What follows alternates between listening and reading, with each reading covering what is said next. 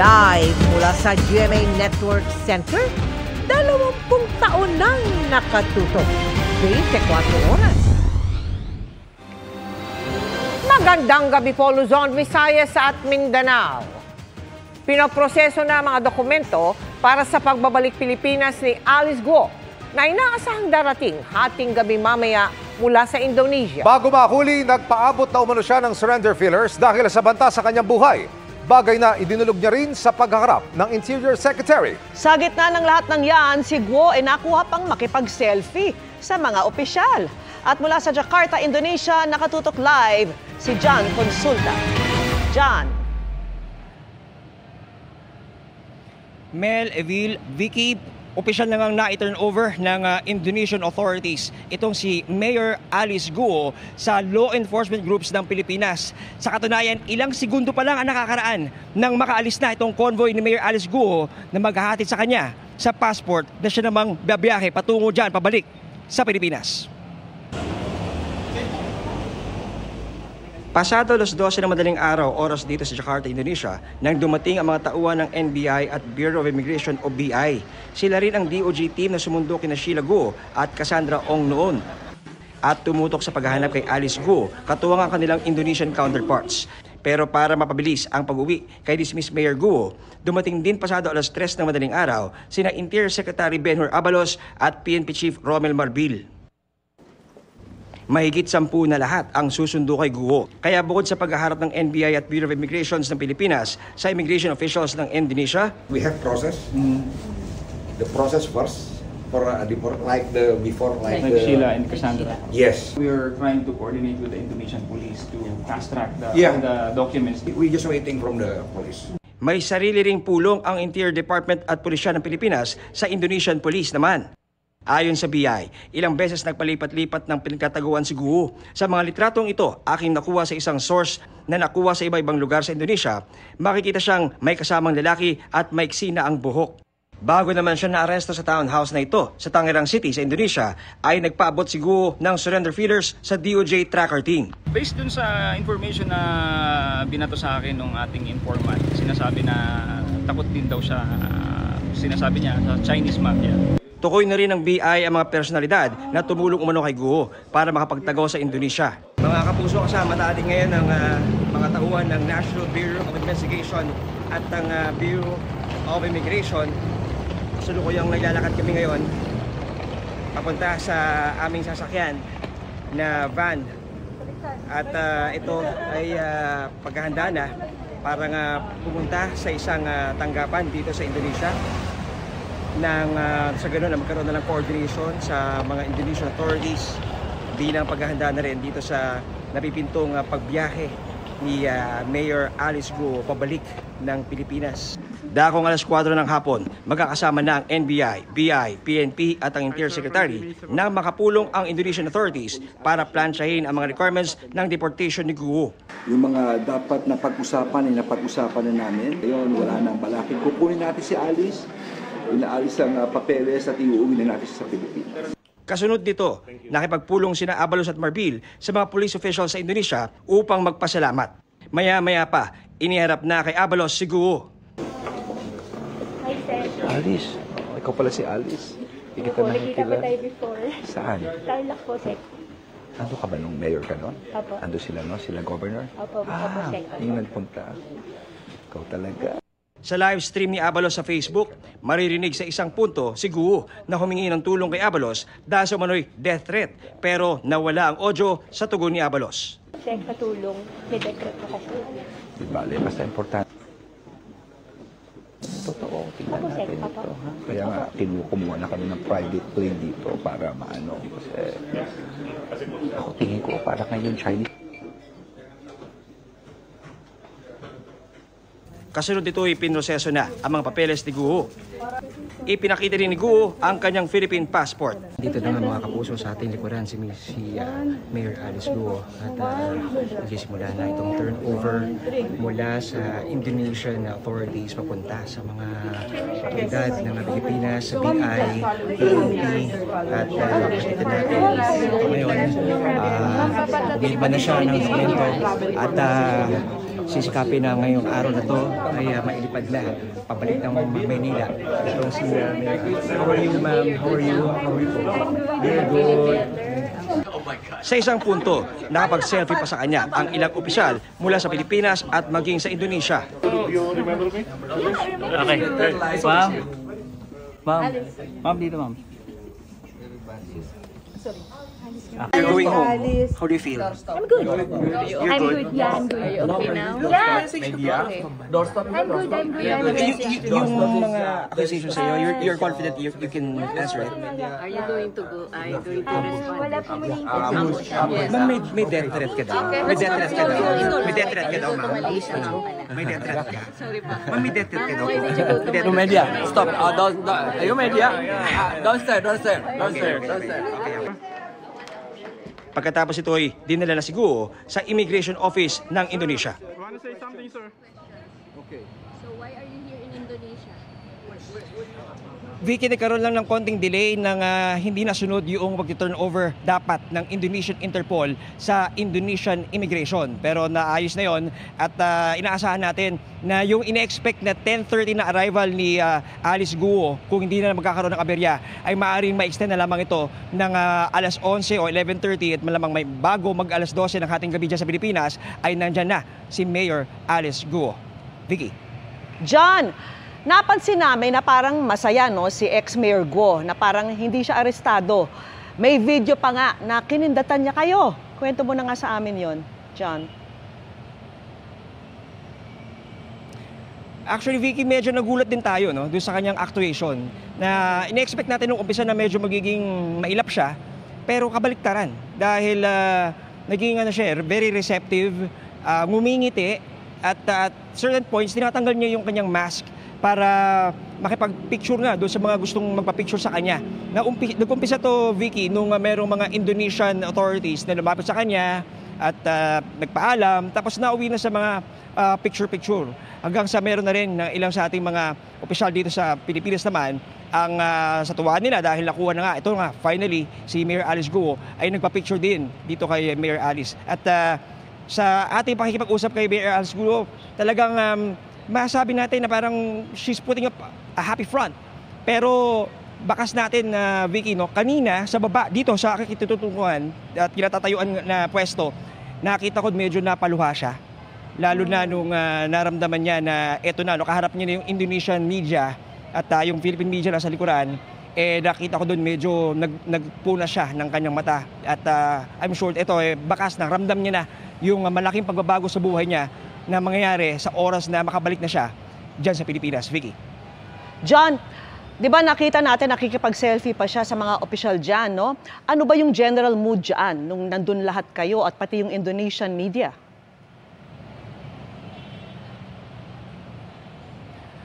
Yes, Vicky, talagang sa halip na matakot, sa halip na talagang makaramdam ng parang game na game. Itong si Mayor Alice Guo na nakikipagpa-picture. Ang sinasabi lang niya no interview, no interview. Pero pag may lumalapit sa kanya, masaya siya nakikipag-interact. In fact, may mga small talks mga tayo naririnig no, doon sa ilang mga tao. Kaya nakakagulat dahil kumbaga parang naging malapit sa kanya yung mga taong nakasama niya, yung mga nakaraang araw na siya ay nahulit, nakulong. At lalo na doon sa part ng Indonesian authorities dahil marami pang bumati sa kanya. So dito, Vicky, talagang kumbaga parang kung ituring siya parang rockstar, no? Mm-hmm. Pero I'm sure pagbalik niya, pagsakay niya ng eroplano, doon na magkakaroon ng malaking pagbabago yung kanyang sentimiento, lalo na pag lumapag na siya dyan sa Pilipinas. Vicky. Oh, John, di ba sinabi mo kanina before 12 midnight, tiyak makakalapag na yung eroplano niya rito sa Pilipinas? Tama ka doon, Vicky, kasi dito sa ating lugar sa Indonesia ay yung biyahe pabalik dyan sa Pilipinas ay 3 hours. No? Kung minsan, umaabot pa ng 3.5. Mm-hmm. So, yung time difference natin, ahead kayo ng 1 oras dito sa kumpara dito sa Indonesia. So, sa ating taya, kung siya ay babiyahe, aalis dito ng between 6 to 7 plus 3 to 4 hours, bago mag alas 12, asahan na natin na sasalubungin na si Mayor Alice Guo dyan ng napakaraming tao at lalo-lalo na excited na siyang mapakinggan at marinig, lalo na ng ating mga miyembro ng Senado na naglabas ng warrant of arrest laban sa kanya. Vicky. John, panghuli na lang, alam na ba natin kung anong flight ang sasakyan ni Alice Guo pabalik ng Pilipinas? Vicky, isang private plane na kinuha ng DILG at ng PNP ang gagamiting eroplano. Ang unang talagang plano ay ng BI at NBI ay eco-commercial flight itong si Mayor Alice Guo, katulad ng ginawa kay Cassandra Ong at kay Sheila Guo. Pero sa pagkakataong ito, Vicky, ay mismong si Secretary Benor Abalos pa ang talagang dumating at kasama nga niya si Chief PNP Romel Marbil. Talagang nag-effort talaga sila na pumunta rito at ang kanilang sinabi ay yun na nga, no, meron tayong nakuhang picture ng isang flight manifest na nakasulat doon yung pangalan ni Mayor Alice Guo, Vicky, na kasama na siya sa pasahero na sasakay dito sa eroplanong ito na magbabiyahe sa kanya pabalik sa Pilipinas. Pero ito, Vicky, no, talagang malaki yung pagkakaiba nito kasi itong flight na to ay isang private plane, no, na iilan lamang ang sakay. Doon sa ating impormasyon na kalap, Vicky, ay 8 pasahero lang ang kasya sa loob ng eroplanong ito. Kaya ang ating ina-expect dito, Vicky, ay talagang espesyal, no? Yung kumbaga yung itong VIP or very important prisoner, yung bit-bit itong si Secretary Abalos at si General Marbil pagbalik niya sa Pilipinas dahil alam naman natin kung gaano kalaki yung talagang usapin na nilikha ng pag-alis ni Mayor Alice Guo. In fact, kanina, Vicky, sinubukan natin tanungin si Mayor Alice, no, ng ilang mga katanungan. Kasama na dyan, kung siya ba talaga ay umalis ng Pilipinas sa pamamagitan ng eroplano o bangka, no? Pero naging mainap siya sa kanyang mga pagsagot. So, antabayan lang yan sa inyo lang bola, Vicky, sa kanyang pagbalik dyan sa Pilipinas. Alright, maraming salamat sa iyo, John Consulta. Inidiretso sa PNP Custodial Center si Alice Guo para ideteni pagkatapos ng gagawing pagsusuri sa kanya sa paliparan. Bukas naman, haharap siya ulit sa Senado kung saan huli siyang nakita ng publiko noong Mayo. Ang iba pang detalye sa pagbabalik ni Guo, alamin sa live na pagtutok ni Rafi Tima. Rafi? May mahigpit na seguridad dito sa labas at loob nitong isang pribadong hangar dito sa General Aviation Area ng Ninoy Aquino International Airport kung saan inaasahang didiretso ang pribadong jet lulan si dismissed Bamban Tarlac Mayor Alice Guo. Dito na nga rin inaasahang isasagawa ang kanyang medical evaluation at booking procedure. Pagkagaling ni dismissed Mayor Alice Guo sa Indonesia at pagkalapag sa Pilipinas, sa mismong holding area ng hangar ng paliparan na siya isasalang sa booking procedure, pati medical at physical examination. Pagkatapos ay i-detain siya sa PNP Custodial Center. Bukas na siya dadalhin sa Senado. Una siyang humarap doon itong May 7 bilang bahagi ng investigasyon sa mga pogo dahil iniuugnay siya sa illegal umanong pogo sa Bamban Tarlac na sangkot umano sa scamming at kung saan may mga nasagip sa tinorture umanong tauhan. Hindi po ako operator, hindi po ako protector o cutler po ng pogo. Wala po akong kinalaman sa kanilang operation at sa kahit anong gawain sa loob at labas. May 22 naman nang questionin ng Senado ang kanyang pagkakakilanlan. Tatay ko po ay Chinese at hindi po ako yung nag-prepare po ng birth certificate ko po. Di na siya muling sumipot sa mga pagdinig at idinahilan sa isang liham ang kanyang physical at mental health at death threats umano. Kaya inisyuan ng Senado ng arrest order noong July 11. Wala mang record ng pag-alis ng Pilipinas. Napag-alaman kinalaunan na may record ang Malaysian immigration ng pagdating ni Guo sa Kuala Lumpur noong July 18. May record din ang pagdating niya sa Singapore noong July 21. Sa kabila niyan, iginit ang abogadong nagnotaryo ng counter affidavit ni Guo sa isang human trafficking complaint na nakaharap niya si Guo noong August 14. Tinanong ko po kasi siya Mayor Alice Guo, sabi niya sa akin, alis na lang po. Yun po ang sabi niya sa akin. Pinagdudahan niyan, lalo't ayon sa Bureau of Immigration ay dumating sa Indonesia si Guo noong August 18, kasama ang sinasabing kapatid niya na si Sheila Leal Guo at kinatawan ng Lucky South 99 na si Cassandra Leong.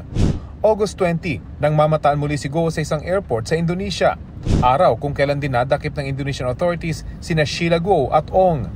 August 22 nang dumating sila sa Pilipinas. Hanggang nitong September 4, nadakip naman si Alice Guo sa tinutuloy niyang apartment sa Tangerang City, Indonesia.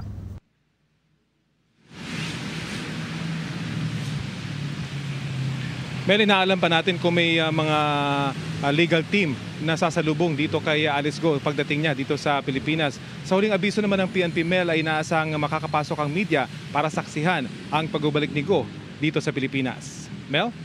Maraming salamat sa iyo, Rafi Tima. Sasalubungin si Alice Guo ng bagong isyong warrant of arrest mula sa korte sa Tarlac, kaugnay ng pogo sa Bamban. Posibleng masundan niya ng iba't iba pang reklamo na inihahanda na. Nakatutok si Chino Gaston. Patong-patong na kaso ang naghihintay kay dismissed Bamban Mayor Alice Guo sa kanyang pagbalik sa Pilipinas. Sasalubungin agad siya ng inisyong warrant of arrest ng Korte sa Tarlac para sa kasong paglabag sa Anti-Graft and Corrupt Practices Act dahil sa paggamit umano sa kanyang pwesto para paboran ang Baofu Land na nagpaupa ng lupa sa pogo sa Bamban. Sabi naman ng Justice Secretary sa budget hearing ng kanyang kagawaran sa Kamara, anumang araw ay isasalang sa korte ang reklamong qualified human trafficking. Posibleng maharap din umano si Guo sa mga reklamong money laundering at tax evasion. Meron siyang kaso na non-bailable. We expect it to be decided very soon. Ng prosecution, pag finasa court yan, no bail yan. Hindi nag-aalala si Remulla sa posibilidad na muling tatakas si Guo dahil oras na may naisampang kaso sa korte. Sabay na ring lalabas ang whole departure order laban sa mga akusado. Hiwalay pa ang pagpapakansela sa kanyang birth certificate at ang pagkwestiyon sa kwalifikasyon ni Guo na umupo bilang mayor. May inihain na kaugnay niyan ang Office of the Solicitor General. The other petition that we filed in late July was the petition for quo warranto, based principally on Alice Guo's ineligibility and secondarily for acts committed that would result in the forfeiture of her position. May kinakaharap ding reklamong material misrepresentation si Guo sa COMELEC dahil sa mga maling personal na impormasyon sa kanyang Certificate of Candidacy nang tumakbo siyang mayor sa Bamban. Para sa GMA Integrated News, Chino Gaston, nakatutok, 24 oras. Tikom ang bibig ng ambasador ng Indonesia kaugnay ng mga ulat na hiniling ng kanilang gobyerno na kapalit ni Guo ang isang Australiano na wanted doon at nahuli sa Pilipinas.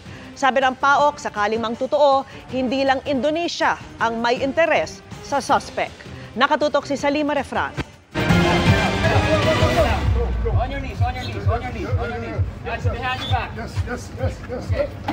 Sa bisa ng Interpol Red Notice, inaresto ng Fugitive Search Unit ng Bureau of Immigration ang Australianong si Gregor Johan Haas sa Bogo, Cebu noong Mayo. Ang United States DEA o Drug Enforcement Administration pa raw noon ang nag-alerto sa BI sa galaw ni Haas.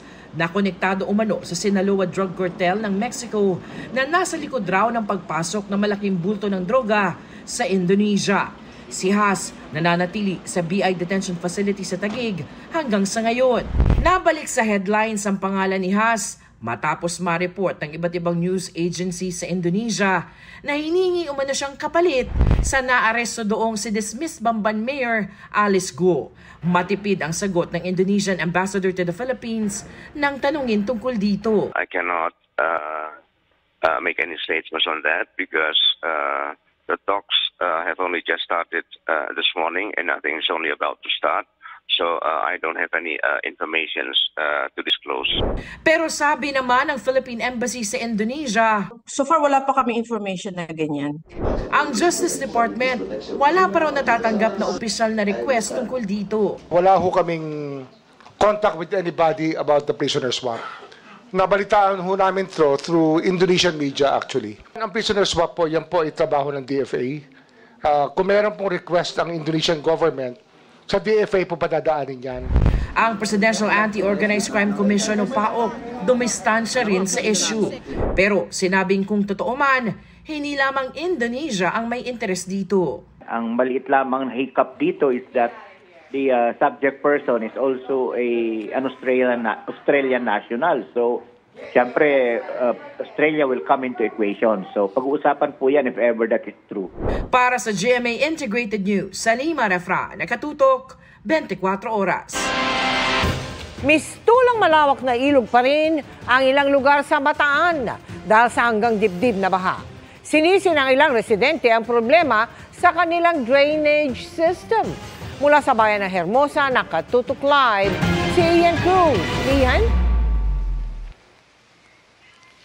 Alam mo, Mel, maraming lugar na dito sa Bataan yung humupa na yung baha, pero dito sa Daungan at Almacen sa bayan ng Hermosa ay tumaas pa raw yung baha ayon sa mga residente. Lalo't ngayon nga, Mel, ito at patuloy na naman ng pag-ulan. May mga baha pa rin sa ilang portion ng bayan naman ng dinalupihan.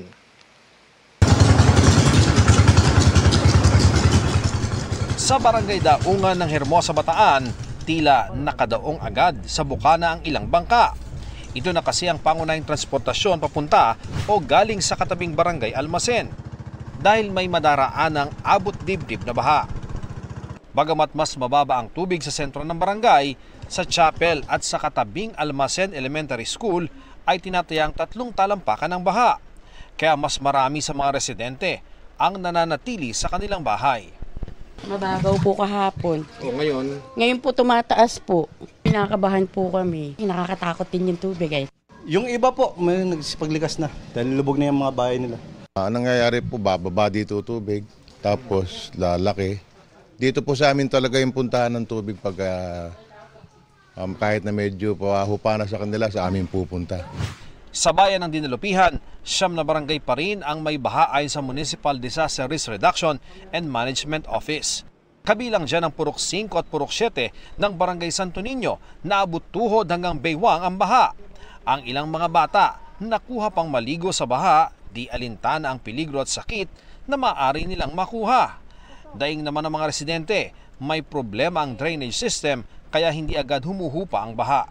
Lahat ng pa-cross na kanal naman na papunta rin sa drainage, walang support na screen. Kaya lahat ng basura pumapasok doon. May program na po yung congresswoman namin doon, tsaka yung mayor namin, para po palakihin yung mga drainage system po nila doon. Mel, ayon sa kapitan ng Barangay Almacen, may mga programa naman daw ang pamahalaan para nga maibsan yung ganitong mga pagbabaha gaya ng pagpapaluwag at pagpapalalim sa kanilang mga ilog dito. Yan ang latest mula rito sa Hermosa, Bataan. Balik sa iyo, Mel. Maraming salamat sa iyo, Ian Cruz. Perwisyo para sa mga pasahero at motorista ang baha sa MacArthur Highway sa Valenzuela City dahil sa malakas na ulan ngayong araw. Nakatutok live si Marisol Abduraman. Marisol. Emil, dahil nga sa mga pag-ulan, baha na naman ang ilang lugar dito sa Valenzuela City. Ang ilang kalsada nga, Emil, hindi na madaanan ng light vehicles. Nagkabuhol-buhol ang trapiko sa bahaging ito ng MacArthur Highway sa Valenzuela City. Sa taas kasi ng baha, napaatras na ang ilang sasakyan. Sa taas ng baha sa bahaging ito ng MacArthur Highway sa Valenzuela City, bumalik na ang ilang sasakyan. Meron namang ilang mga rider na mas piniling itulak na lang ang kanilang mga motorsiklo, makadaan lamang sa lugar. Sir, ano balak mo gawin? Ay, kailangan makauwi, ma'am, kaya tinulak ko na lang. So hindi mo na paandarin? Ay, hindi ko naman, baka mamaya pasukan ng tubig. May mga nag-alangan at di na nakipagsapalaran sa baha. Tutuloy ka, sir? Nagdadalawang isip pa po. Bakit po? Medyo mataas, baka hindi kayanin ng motor. Babalik na lang ako sa maliit kasi motor ko, hindi kaya. Baka tumirik. Pahirapan din ang pagsakay, kaya may mga commuter na no choice kundi sumuong sa baha. Sa Bianan po, susunduin po namin. Nandun po kasi tinawag ng amo niya, naglinis ang bahay. Baha po kasi. Bakit tayo sumusuong sa baha? Kasi po, senior na po kasi yun. Kaya susunod. Wala po, baha din po sa amin. Abutin na daw po yung ibang gamit eh. Kaya po napauwi. Opo. Mahirap po sumakay. Sa Polo naman, lubog na rin sa baha ang simbahang ito. Hanggang hita ang tubig sa barangay poblasyon. Kung tutuusin, sanay na raw sa baha ang mga nakatira rito. Pero mahirap pa rin daw ang ganitong sitwasyon. Mahirap kasi magugutom tayo pag hindi tayo lumusong eh. Mahirap talaga. Sige, unang-una sa hanap buhay. Eh bakit kayo sumusunod sa baha, ma'am? No choice po eh. Kailangan ko pong bumili ng ulam. Delikado naman po. Kaya lang kailangan talaga. Kasi wala po kaming kakainin. Pati ang may mga negosyo na perwisyo. Gaya sa amin may negosyo, apektado po kami lahat dito. Buti may nabili pa rin kahit paano. Kahit paano, meron naman po. Hirap. Sa palaran pa rin talaga. Ang ilang batang ito naman, di na nila alintana ang panganib ng pagsiswimming nila sa baha. Di ba malamig? Di po. Pero nakakatakot mag-swimming sa baha ah. Alam mong delikado? Opo. Bakit? Kasi po baka po magkasakit ka. Yun naman pala. Eh bakit nagsiswimming ka pa? Kasi masaya po eh.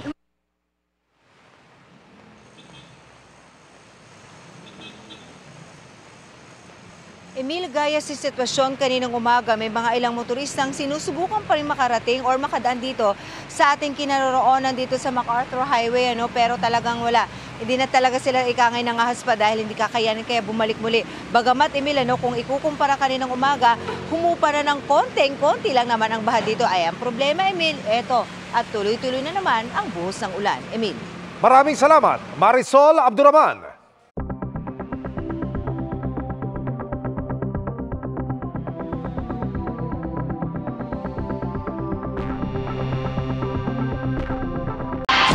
Sasalubungin si Alice Guo ng bagong isyong warrant of arrest mula sa korte sa Tarlac, kaugnay ng pogo sa Bamban.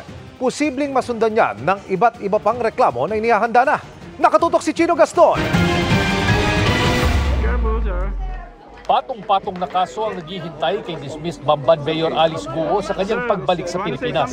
Sasalubungin agad siya ng inisyong warrant of arrest ng Korte sa Tarlac para sa kasong paglabag sa Anti-Graft and Corrupt Practices Act dahil sa paggamit umano sa kanyang pwesto para paboran ang Baofu Land na nagpaupa ng lupa sa Pogo sa Bamban. Sabi naman ng Justice Secretary sa budget hearing ng kanyang kagawaran sa Kamara, anumang araw ay isasalang sa korte ang reklamong qualified human trafficking. Posibleng maharap din umano si Guo sa mga reklamong money laundering at tax evasion. Meron siyang kaso na non-bailable. We expect it to be decided very soon. Ng prosecution, pag final sa court yan, no bail yan. Hindi nag-aalala si Remulla sa posibilidad na muling tataka si Guo dahil oras na may naisampang kaso sa korte. Sabay na ring lalabas ang whole departure order laban sa mga akusado. Hiwalay pa ang pagpapakansela sa kanyang birth certificate at ang pagkwestiyon sa kwalifikasyon ni Guo na umupo bilang mayor.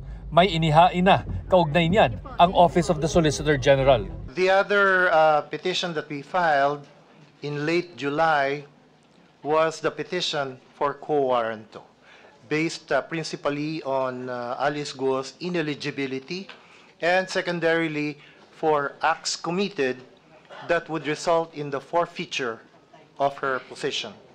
May kinakaharap ding reklamong material misrepresentation si Guo sa COMELEC dahil sa mga maling personal na impormasyon sa kanyang certificate of candidacy nang tumakbo siyang mayor sa Bamban.